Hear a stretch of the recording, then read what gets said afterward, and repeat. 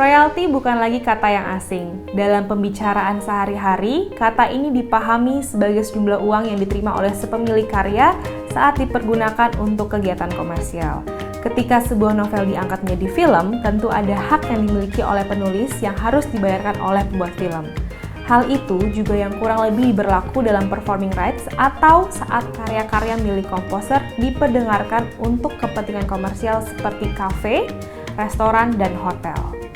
Menjalankan mandat dari komposer untuk performing rights, WAMI memiliki mekanisme perhitungan royalti dari karya-karya yang dimainkan di tempat komersial. Seperti apa dan bagaimana perhitungan royalti bagi para komposer dan mekanisme pendistribusiannya pada para komposer yang menjadi anggota WAMI. Yuk kita simak tayangan berikut ini.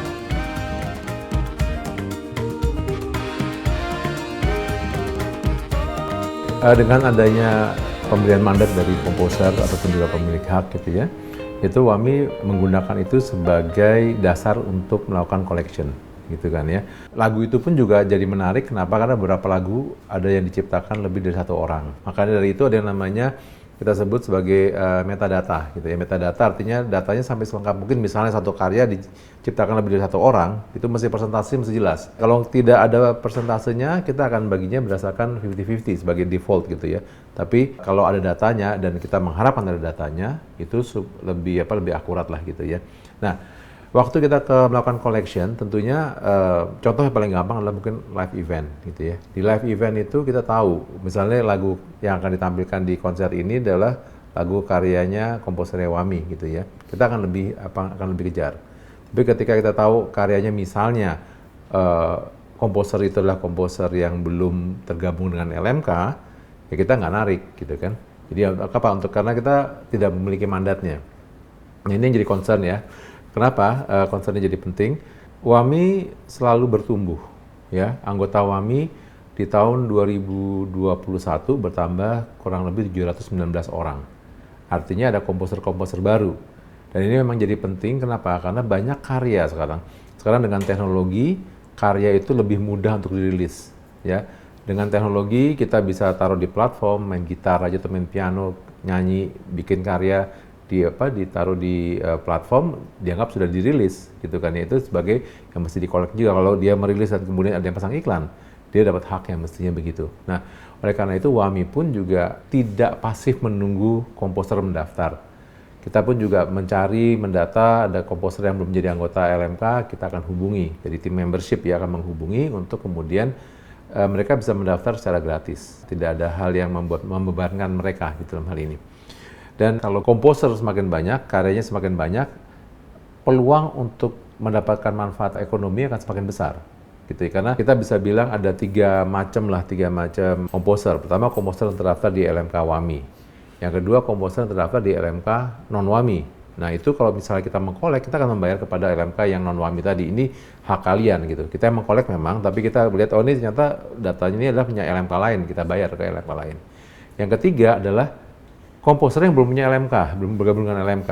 Dan ini masih di wilayah yang bisa kita bujuk untuk bergabung. Kenapa? Kembali lagi tadi, Undang-Undang Hak Cipta mengatakan, komposer tidak bisa secara individu melakukan collection kepada user. Dan komposer pun untuk menjadi anggota LMK dimudahkan sebetulnya. Hal yang akan menarik adalah ketika ada collection atau pungutan yang ditarik oleh pihak yang tidak punya mandat. Nah itu yang menjadi pertanyaan. Karena ada kemungkinan itu terjadi. Ya, dan kalau kemungkinan terjadi artinya apa? User nggak percaya lagi sama LMK gitu kan. Makanya kami juga menghimbau untuk user ketika mereka mau membayar kewajibannya, diyakinkan dulu bahwa ini adalah LMK yang dibayar ke LMK, bukan ke pihak lain yang bukan LMK. Karena LMK adalah yang punya mandat gitu. Jadi punya mandat kita bisa kolek gitu kan ya. Tapi kalau ada orang yang mengatasnamakan tapi tidak punya mandat, itu sebetulnya adalah tanda petik gelap gitu kan. Oleh karena itu, WAMI kalau kita bicara mengenai transparansi, kita bicara mengenai kredibilitas, integritas atau juga akuntabel, bukan cuma hanya ke pihak komposer, bukan hanya ke pihak publisher, tapi juga ke pihak yang lain, pemerintah, user, dan juga dalam hal ini mungkin asosiasi dunianya yaitu CISEC. Jadi kita mesti transparan ke semua pihak, mesti accountable ke semua pihak, mesti kredibel di semua pihak. Jadi kalau untuk royalti sudah ada ketentuannya, kayak misalkan di WAMI, karena di WAMI pun WAMI mendistribusikannya direct ke si pencipta lagu, bukan lewat publisher gitu.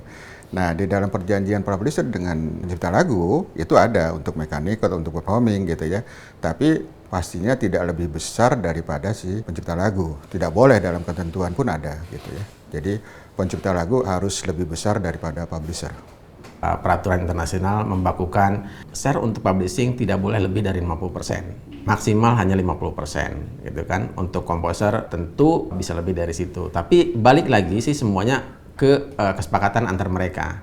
Kan pada saat si pencipta masuk ke publisher, dia buat perjanjian. Di dalam perjanjian itu tentu ditentukan. Kalau tidak ditentukan, WAMI akan menggunakan standar internasional.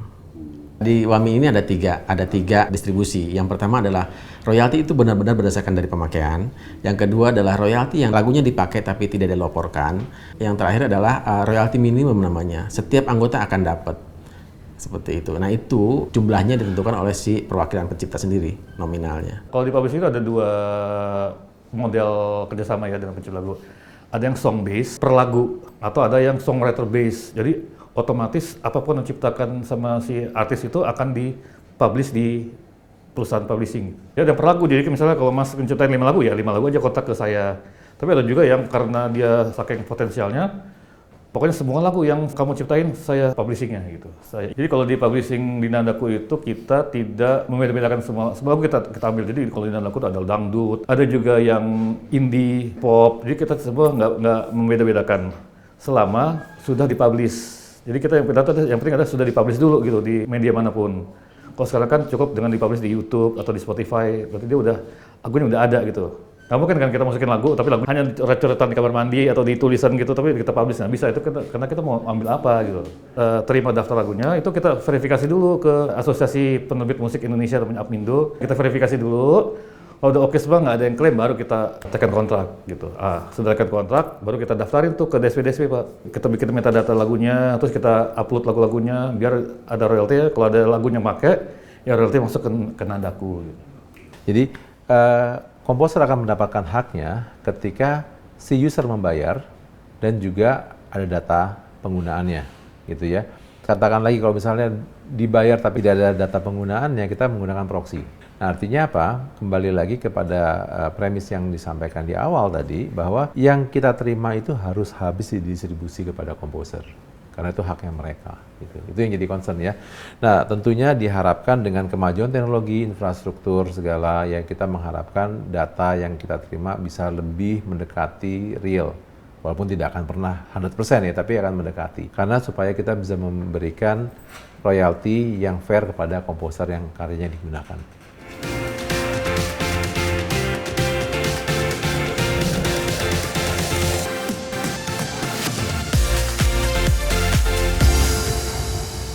Royalty performance itu pada dasarnya semua event yang menggunakan musik berwajiban untuk mengurus royalty performing rights. Jadi nggak hanya konser, gathering, exhibition itu semua kena. Kalau dia menggunakan musik, baik musik live atau background musik. Ya, untuk konser sebenarnya sekarang trennya sudah membaik. Biarpun masih banyak IO-IO atau promotor yang belum sadar, belum mau untuk mengurus royalty performing ini. Ya, setiap hari saya penetrasi ke sana, ke teman-teman IO, teman-teman promotor, teman-teman manajer artis, teman-teman artis. Ini proyek masa depan sih ya, menurut saya. Tidak bisa dalam waktu setahun 2 tahun semua clear bisa ngurus royalty performing rights ini. Kita memang butuh waktu, butuh sosialisasi panjang. Untuk kategori yang tadi non-digital, yang untuk kafe, restoran, hotel, dan lain-lain, itu kita punya tarif yang disahkan oleh Menteri. Jadi ada SK Menteri mengenai tarif royalti yang harus dibayarkan oleh para pengguna. Ada 14 tarif gitu ya, berbeda-beda. Misalnya kalau karaoke 12.000 per room untuk setiap ruangan, lalu untuk hotel, untuk sekian kamar, misal 1 sampai 50 kamar itu 2 juta, lalu misal 50 sampai 100 itu 3 juta gitu ya. Lalu untuk pertokoan itu dihitung dari luas, kalau luasnya sekian berarti bayarnya sekian, kalau luasnya sekian bayarnya sekian. Lalu untuk kafe atau restoran itu dihitung dari jumlah kursi. Satu kursinya itu 120.000 gitu ya. Jadi kalau ada 20 kursi, 120.000 kali 20 kursi gitu ya. Lalu ada konser musik gitu ya. Itu ada tarifnya 2% dikali tiket yang terjual gitu ya. Kalau tidak jualan tiket itu 2% dari biaya produksi. Jadi ada 14 tarif yang disahkan oleh Menteri untuk kita bisa tarik dari para pengguna tersebut. Kedengarannya simple, tapi nggak simple gitu ya. Karena pertama yang paling repot adalah datanya ada apa nggak. Tadi kita ngomong konser ya. Kalau kayak karaoke, hal yang sama juga, tidak semua karaoke memberikan data penggunaan. Jadi akhirnya kita menggunakan proxy yang lain. Kembali lagi, fairness-nya adalah yang punya hak adalah yang menerima. Untuk distribusi, collection itu kalau untuk yang non-digital ya atau yang general, itu distribusi sampai akhir tahun, di 1 Januari sampai 31 Desember dibayarkan di bulan Juni tahun berikutnya. Sementara untuk digital, kita distribusinya di bulan April dan Oktober. Tentunya yang kita distribusikan harus ada datanya. Kembali lagi tadi ya, karena ada digital yang sudah bayar tapi datanya belum ada. Kita belum berani distribusi karena kita mesti punya data sebagai dasar untuk membagi tadi kan ya. Untuk konser, karena konser itu pertimbangan kami adalah semacam etalase ya. Kalau kita melakukan dengan benar gitu ya, itu akan lebih meningkatkan kredibilitas gitu ya. Dan lagi pula konser itu umumnya, tidak semua, itu memberikan song list. Jadi kita tahu lagu yang digunakan apa. Itu distribusinya di Maret, Juli, dan di November. Nah, itu kalau kita bicara ada 3 kategori tadi, live event, konser tadi ya, Maret, Juli, November, 3 bulan berarti kan ya. Digital ada April dan Oktober, jadi 3 tambah 2, 5 kan ya, tambah satu lagi yang general di bulan Juni, jadi 6 kali. Nah, apakah dalam setahun kan ada 12 bulan? Nah, terkadang kita juga melakukan distribusi di bulan-bulan di luar 6 bulan tadi. Ketika kita sudah punya datanya, kita bisa distribusi di Agustus atau distribusi di Agustus. Ya tentunya kalau semakin sering semakin baik ya, tapi untuk informasi, WAMI komitmennya mendistribusikan sesuai sama jadwal yang tadi disampaikan. Kalau soal performing rights, itu kan memang kita nggak benar-benar bisa nge-track dan nge-compare dengan laporan yang ada gitu kan, karena performing rights kan adalah hak royalti penyiaran gitu kan. Ketika lagu kita atau karya kita digunakan per sekali putar, mau itu secara digital, mau itu di play di mall, di play di cafe, di resto, di bar, atau dimainkan sama wedding musician atau sama musisi reguler gitu kan, kita benar-benar nggak bisa nge-attract secara objektif dan secara real time. Bahkan mungkin LMK pun masih mengembangkan berbagai macam cara dan sistem agar bisa sangat-sangat real time.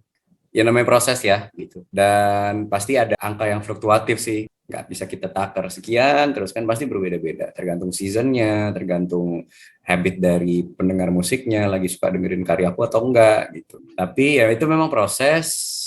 Dan yang paling penting sebenarnya adalah gimana caranya kita maintain komunikasi dengan lembaga yang kita percaya untuk mengelola.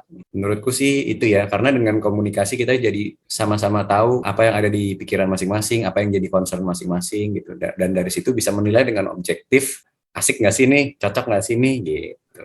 Jadi poinnya begini, jangan nunggu lagu hits baru didaftarkan. Yang pola pikirnya lebih baik begini, kita kelola karya kita. Nah, mengelola itu adalah merapihkan. Ya, kayak kita punya barang, kalau kita punya sepatu, kemana nyimpennya? Nyimpennya ya di rak sepatu dong, jangan di meja makan, kan gitu. Nah, lagu ini kan juga sama seperti itu. Lagu ini kita simpan di mana? Kalau untuk performing rights, ya kita pilih LMK lah. Dalam hal ini saya di WAMI, saya masukkan situ. Jadi masalah si lagu itu sering dipakai apa enggak belakangan. Karena terjadi berkali-kali dalam karir saya, lagu dibuat tahun 2009, baru ngetop tahun 2018, baru cair duitnya 2018. 2009 tuh nggak ada yang dengerin. Kenapa? Karena digital, karena eranya sudah digital. Jadi saya mengalami bahwa lagu itu bisa mengendap dulu baru terkenal. Tergantung banyak hal, bisa penyanyinya, bisa musiknya, bisa momentumnya, bisa platformnya, banyak hal.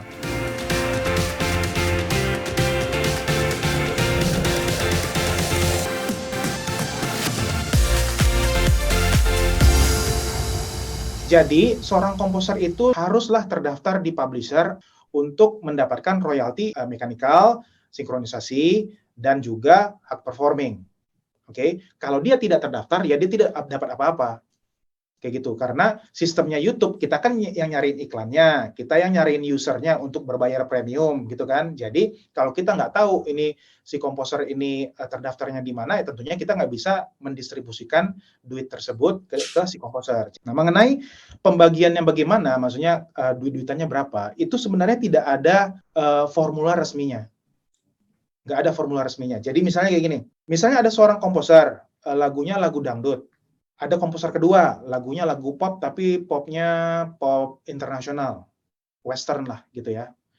Itu setiap 1000 views, itu harganya berbeda. Karena sistem bisnis YouTube, misalnya iklan lah, kita bilang iklan dulu supaya kita bisa ngerti ya. Sistem bisnisnya YouTube, ketika iklan itu ditonjolin, si advertisers, si pengiklan, itu harus membayar dengan cara lelang atau bidding, ya kan? Misalnya saya advertiser satu, ya, saya mau masuk ke lagu A, contohnya gitu, di video A, gitu ya. Nah, saya bayar $1. Saya menang di lelang tersebut. Tapi kalau misalnya dia masuk ke video berikutnya, ya kan, saya mau ke video yang lain, saya harus bayar $2 supaya iklan saya itu masuk ke dalam video itu. Jadi sistem YouTube itu bidding. Dengan begitu, tidak ada kalkulasi yang fix ini per views-nya berapa atau per 1000 views-nya berapa. Tergantung si pengiklan tersebut mau membayar berapa di videonya. Harganya itulah yang akan kita bagi rame-rame. YouTube-nya dapat berapa, publisher dapat berapa, misalnya dia pakai rekamannya dapat berapa. Kayak gitu loh. Nah, biasanya ya kalau misalnya tetap ditanyain berapa sih kalau hitung-hitungan kasarnya gitu ya. Nah, bayangkan kayak gini. Misalnya kalau di Indonesia itu biasanya per 1000 views-nya itu ya rata-rata 2 tahun 3 tahun terakhir itu $1. Setiap 1000 orang, 1000 views nonton ke satu video tertentu yang ada musiknya, oke, si videonya itu dapat $1. Oke, nah $1 ini yang dibagi-bagi, label dapat berapa, YouTube-nya dapat berapa, publisher, songwriter-nya dapat berapa. Begitu. Nah, mengenai ini pembagiannya berapa, mohon maaf saya nggak bisa disclose, nggak bisa kasih tahu, karena itu tiap publisher beda, tiap label beda, tiap negara beda, jadi hitungannya tidak ada yang fix. Kalaupun ada, saya juga mungkin bisa kembalikan ke tim WAMI untuk ngobrol ke para songwriter, untuk ngasih tahu kira-kira kita dapat berapa persen sih, kalau misalnya per 1000-nya. YouTube itu ke partner selalu laporannya bulanan, gitu. Jadi ketika suatu pencipta masuk ke dalam WAMI, contohnya gitu ya, dan WAMI berhasil memasukkan data-datanya, lagu-lagunya ke dalam sistemnya YouTube, dan ketika official musik videonya dikeluarkan, itu udah langsung ke capture, udah ada klaimnya. Ketika klaim itu terjadi, seluruh monetisasi, mau itu $1, $1000, $100.000, itu masuknya ke label dan publisher dan WAMI. Mau misalnya ada 10.000 katalog, 100.000 katalog, selama dia ada klaim, ada metadatanya udah benar dan itu lengket di dalam videonya, duitnya bisa didistribusikan ke dalam WAMI-nya. Gitu. Dan itulah reportnya bulanan. Nah, mengenai WAMI, kembali ke si songwriter-nya, itu tergantung operasional WAMI sanggupnya kayak gimana. Kadang ada yang 3 bulanan, ada ngasih 6 bulanan, atau per tahun. Itu kan policy dari WAMI-nya sendiri. Begitu. Secara reporting, itu real time. Contohnya, ada 1 juta views, ya kan? 2 hari, dalam 2 hari dia dapat 1 juta views. Nah, secara dashboard, di dalam reporting dashboard-nya, itu sudah tercantum. Anda mendapatkan, misalnya, bilanglah $500, contohnya gitu. Tapi belum bisa dikoleksi. Dikoleksinya itu setelah bulan berakhir. Setelah bulannya berakhir, keluarlah report, kita nyebutnya asset report atau payment summary, gitu ya, kesimpulan finansial, gitu ya, setelah bulan berakhir. Nah, disitulah baru ditransfer dari YouTube ke AdSense-nya WAMI. Misalnya total pendapatan WAMI 1 miliar 1 bulan, contoh. Ya kan? Nah, dari seluruh asetnya 1 miliar, gitu ya. Ya udah, pada tanggal 1 atau tanggal 2, itu udah masuk tuh ke AdSense WAMI, 1 miliarnya. Baru dari situ WAMI akan mencoba untuk rekonsiliasi, ya kan? Ini 1 miliarnya punyanya siapa? Dicek lagi di dashboard-nya, dicek lagi datanya, baru 1 miliarnya punya si A, sekian, punya si B sekian, punya si ini sekian, gitu. Itu kan WAMI biasanya punya sistemnya sendiri untuk mengkalkulasi satu persatu itu. Kita kan nggak tahu itu barang punya siapa. Harusnya WAMI-nya yang bekerja untuk mengklaim itu video. Kita sudah sediakan tools-nya dan duitnya juga udah kita sediain. Selama video tersebut ada klaim dari WAMI, WAMI pasti dapat duit. Kecuali videonya nggak ada views-nya, ya udah nggak dapat duit lah. Per 2020, ya, akhir 2020, kita itu membayarkan sekitar 4 billion US dollar secara global, bukan Indonesia doang. Secara global ke music industry, industri musik. Industri musik artinya apa? 4 billion itu dimakan rame-rame oleh label, artis, komposer, publisher, collecting society, kayak LMK-nya, kayak gitu loh, dibagi rame-rame. Dari tahun ke tahun, khusus untuk Indonesia, karena saya pegang Indonesia, itu double digit percentage naiknya. Jadi angkanya double digit. Misalnya tahun lalu 100 menjadi 110, berarti angkanya 10% ya naiknya. Nah, 10% artinya double digit. Nah, makanya yang bisa saya umumkan sekarang, dari tahun ke tahun, setiap musik ya, musik partners ya, rata-rata itu double digit percentage kenaikannya. Dari tahun A ke tahun B. Pandemi ya memang bagi sebagian besar kita itu adalah ketidakbagusan, ya kan? Karena kita harus stay di rumah. Tapi orang-orang mengkonsumsi YouTube itu jauh lebih gila lagi. Sehingga banyak orangnya, advertisers buang duit di sana, banyak orang melakukan premium juga di sana, yang beli berbayar per bulan gitu ya. Akhirnya konsumsinya tinggi, ya kan? Dan tingkat pendapatan juga makin lama makin tinggi. Dan semua orang udah go digital sekarang. Sekecil apapun karya, akan ada penghargaan yang diberikan dalam bentuk royalti. Dengan mekanisme, perhitungan dan distribusi performing rights seperti yang telah dilakukan Wahana Musik Indonesia, menjamin karya mendapatkan penghargaan yang baik. Jadi, teruslah berkarya.